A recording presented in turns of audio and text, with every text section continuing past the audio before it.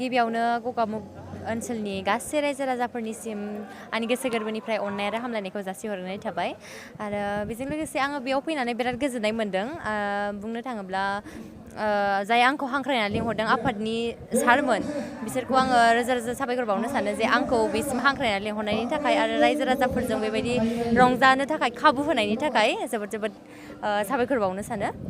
नोंथाङा मा मायथाइनिफ्राय नोंथाङा सावथुन मुलुगाव ओंखारजेननाय?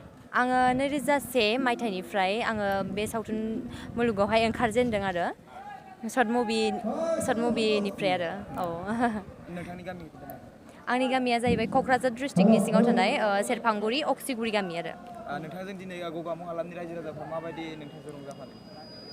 आंजों गोबाङानो माने अननाय होदों बिसोरनि अननायखौ मोननानै आङो बिराद गोजोननाय मोन्दों आरो आसा खालामो बेबायदिनो अननाय मोनलांबाय थागोन होननानै। नोंथाङा दिनैसिम बबे बैसागु बिदाय फोरबोआव नोंथाङा बाहागो लाबोबाय दं? बाहागो लाबाय आङो गोबां माखासे डिस्ट्रिक्ट बायदि आलादा आलादा डिस्ट्रिक्टफोराव लानाय जाबाय आरो बे गगामुगआव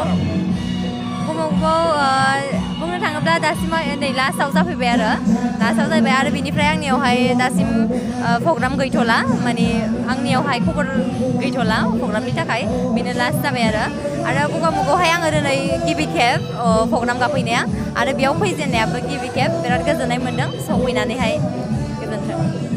गुन गोनां फरायसाफोरनिसिम मोनसे गोनां फोसावथाय गुबुन गुबुन डिप्ल'मा इन्जिनियारिं डिजाइनार आरो PhD डिग्रिफोरनि थाखाय क'क्राझार CITआव एडमिसननि अनलाइन रेजिस्ट्रेसन खालामनाया जागायबाय।